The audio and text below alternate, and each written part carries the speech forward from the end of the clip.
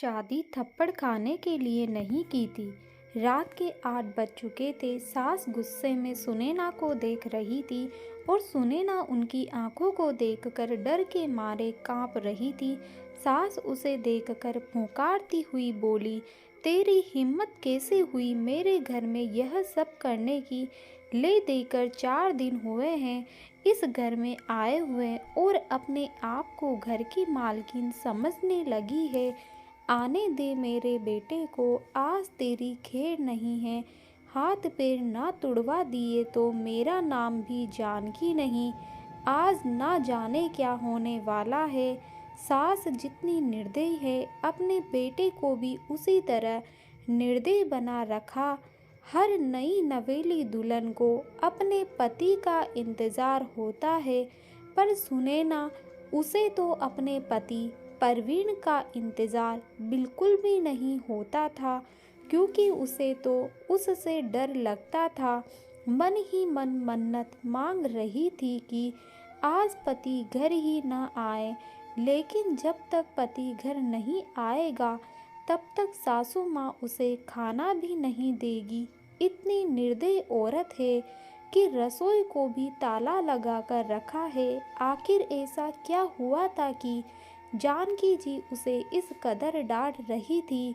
और आखिर परवीन का ऐसा क्या स्वभाव था कि अभी नई नवेली दुल्हन होने के बावजूद भी सुनैना को अपने पति का बिल्कुल भी इंतज़ार नहीं था। चलिए जानते हैं सुनैना के बारे में। सुनैना की शादी परवीन से 4 महीने पहले हुई थी। माता पिता तो थे नहीं। ग्रेजुएशन पूरा होते ही चाचा चाची ने उसकी शादी करवाई थी और फिर अपनी जिम्मेदारियों की इतिश्री कर ली थी। ना कोई पग फेरे की रस्म और ना ही कोई तीज त्योहार। इधर ससुराल में ले देकर सास जानकी जी, पति परवीन और एक ननद विभा ही थी जिसकी सगाई हो चुकी थी। छोटा परिवार एक प्यारी और शांतिपूर्ण गृहस्थी का सपना सजोए सुनैना इस घर में आई थी। पर सपने तो सपने ही होते हैं, हमेशा सच थोड़ी ना होते हैं। शांतिपूर्ण गृहस्थी तो सपना ही बनकर रह गई। सुनैना जहाँ 20 साल की, वहीं परवीन पूरे 30 साल का। दोनों की उम्र में पूरे 10 साल का अंतर था। सास जानकी जी सुनैना के लिए 10 नियम कायदे बनाए बैठी थी। सुबह 4 बजे उठकर पूरे घर की साफ सफाई करना, उसके बाद स्नान आदि करके रसोई में जाना, हमेशा मुंह पर घूंघट लिए रहना, सबको खाना खिलाए बगैर खाना ना खाना, और भी ना जाने क्या क्या नियम। सुनैना को उन नियमों को सख्ती से पालन करना होता था, पर अभी उसकी उम्र ही क्या थी, कई बार गलती भी हो जाती थी। अगर किसी दिन कोई चूक हो जाती तो उस दिन उसकी शामत आ जाती थी। उस पर हाथ उठाने से भी कोई गुरेज नहीं करता था घर में, यहाँ तक कि उससे 5 साल बड़ी ननद विभा भी उस पर हाथ उठा देती थी। शादी के कुछ दिन बाद रात 8 बजे तक परवीन घर नहीं आया था। सुनैना को बहुत जोर से भूख लग रही थी, तो उसने अपने आप से खाना लेकर खाना शुरू ही किया था। अभी पहला निवाला मुंह में गया ही था कि इतने में जानकी जी ने देख लिया और चिल्लाना शुरू कर दिया। जब सुनैना से बर्दाश्त नहीं हुआ तो उसने कहा, माँ जी मुझे बहुत ज़ोरों से भूख लग रही थी, इसलिए खाना खा लिया। इससे पहले सासू माँ कुछ कहती, ननद विभा ने आगे होकर सुनैना के गाल पर थप्पड़ रसीद कर दिया। तुम्हारी हिम्मत कैसे हुई मेरी माँ से जबान लड़ाने की? अब अपने घर में क्या खाना नहीं मिलता था? तुमको जो भूख बर्दाश्त नहीं कर सकती थी, मेरा भाई तुम्हारा पति है, उसका इंतज़ार नहीं कर सकती थी? अरे औरतें तो अपने पति के लिए क्या से क्या कर जाए। इतने में सासू माँ भी बीच में ही बोली, रहने दे विभा, क्या संस्कार सिखा रही है इसे। माँ बाप तो है नहीं, और इसके चाचा चाची ने ये मिट्टी का ढेला हमारे माथे मढ़ दिया। रहने दे तू, मैं ही रसोई को ताला लगा देती हूँ, ना रहेगा बांस ना बजेगी बांसुरी। ऐसा कहते हुए सासू माँ ने वो लगी हुई थाली भी रसोई में ले जाकर रख दी और रसोई को ताला लगा दिया। सुनैना आंखों में आंसू लिए देखती रह गई। 2 घंटे बाद प्रवीण घर आया। तब जानकी जी और विभा ने खूब नमक मिर्ची लगाकर उसके सामने बात को परोसा, और वो माँ का भक्त वो तो इतना गुस्से में आ गया कि उसने भी जाकर सुनैना के गाल पर थप्पड़ लगा दिया। उस दिन उसे खाना तक नहीं मिला। अब आज का ही किस्सा ले। सुनैना शाम का खाना बनाकर सास और ननद को खिला रही थी। दोनों बाहर हॉल में बैठकर खाना खा रही थी।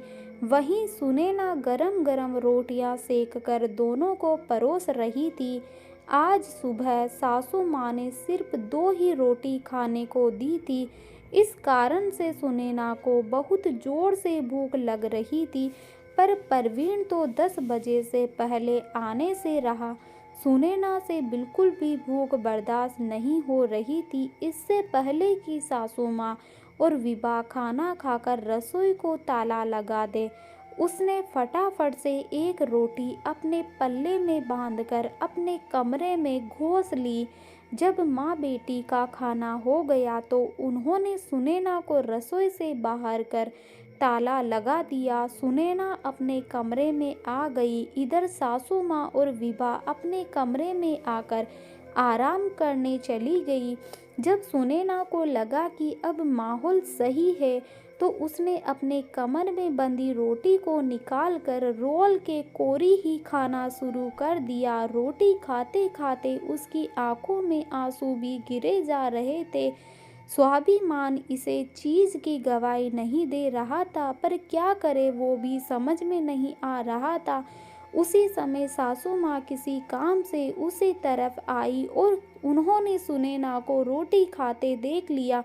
बस फिर क्या था, हंगामा शुरू हो गया और सुनैना अब यही इंतजार कर रही थी कि प्रवीण घर ही ना आए। अब पता नहीं आज वो क्या करेगा। उस दिन इन सबके सामने रोटी लेकर खाई थी तो थप्पड़ मार दिया, पर आज तो रोटी की चोरी की थी। थोड़ी देर बाद प्रवीण घर आया तो सुनैना का दिल जोरों से धड़क रहा था, माथे पर पसीना आ रहा था। अचानक प्रवीण की जोरदार आवाज आई, सुनैना बाहर आओ। सुनैना डरती कांपती बाहर आई। देखा तो सासू माँ अभी भी नागिन की तरह फुंकार रही थी। विभा कुटिल मुस्कान के साथ उसकी तरफ देख रही थी और प्रवीण उनकी आंखें तो गुस्से में लाल हो रखी थी। जैसे ही उसने सुनैना को अपने सामने देखा, उसने उसके बालों को पकड़कर खींचा और धक्का देकर नीचे गिरा दिया। आह! सुनैना की बहुत जोर से चीख निकल गई। तेरी इतनी हिम्मत कि अपने ही घर में चोरी करती है। रुक, तुझे तो मैं आज बताता हूँ। कहते कहते प्रवीण ने अपनी बेल्ट निकाली और सुनैना को मारना शुरू कर दिया। सुनैना हाथ जोड़ती रही, लेकिन ना उसे तरस आया, ना ही उस घर की औरतों को। आखिर जब प्रवीण नहीं रुका तो सुनैना उसे धक्का मारकर दौड़ती हुई घर के बाहर निकल गई। अरे पकड़ इसे, बाहर कहाँ जा रही है? जानकी जी ने कहा। तो प्रवीण ने जवाब दिया, जाने दो माँ, कौन से उसके मायके वाले बेटे हैं जो उसे घर में बैठा लेंगे। अपने आप ही घूम फिर कर वापस आ जाएगी। तुम तो फटाफट मेरा खाना लगाओ, मुझे भूख लग रही है। प्रवीण की बात मानकर जानकी जी ने प्रवीण का खाना लगा दिया और प्रवीण खाना खाने बैठ गया। पर सुनैना की सुध बुध किसी ने नहीं ली। आखिर थोड़ी देर बाद सुनैना वापस आई। उसे देखकर तीनों कुटिल मुस्कान के साथ सामने खड़े हो गए। आ गई वापस महारानी? क्या हुआ, मायके वालों ने जगह नहीं दी? जानकी जी ने ताना कसा। देखकर परवीन ने भी कहा, जब तक मेरे पैरों में नाक नहीं रगड़ेगी तब तक घर में नहीं घुसने दूंगा।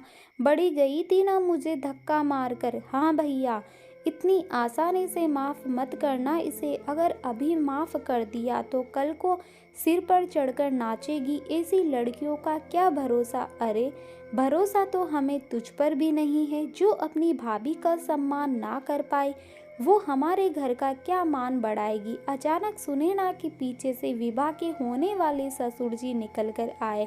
उन्हें देखते ही तीनों के चेहरे की हवाइयाँ उड़ गई। अरे आप कब आए समधी जी? उसी समय आए थे जिस समय आपकी बहू रोड पर बदहवास सी दौड़ रही थी। अच्छा हुआ हमें आप लोगों का चेहरा अभी से पता चल गया, वरना हमारा घर तो बर्बाद हो जाता अगर ऐसी बहू हमारे घर आ जाती। नहीं नहीं, कुछ गलत फहमी है पापा जी, मैं आपको समझाती हूँ।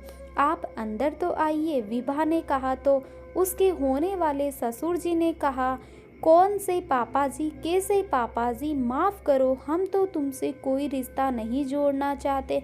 और जो समझाना है ना, वो जो पुलिस वाले खड़े बाहर उनको समझाओ। अचानक पीछे से पुलिस वाले निकल कर आए। अब तो तीनों में से किसी ने कुछ कहते ना बना। उन्हें देखते ही जानकी जी ने अपनी आवाज़ को नरम करते हुए सुनैना से कहा, अरे बहू, इतनी छोटी सी गलतफहमी में कोई पुलिस को बुलाकर लाता है क्या? ऐसी छोटी मोटी परीक्षा तो हर शादीशुदा औरत को अपने घर में देनी ही पड़ती है। आखिर यह तेरा ससुराल है, इसका मान रखना तो तेरी जिम्मेदारी है। माफ़ करना सासू माँ, मुझे ऐसी कोई परीक्षा देने का शौक़ नहीं है। शादी थप्पड़ खाने के लिए नहीं की थी मैंने। और यह कैसा ससुराल जहाँ रोटी भी मुझे चुरा कर खानी पड़ी। आपने मुझे कमज़ोर समझ रखा है क्या? मेरा मायका नहीं ना सही, पर कमज़ोर मैं फिर भी नहीं हूँ।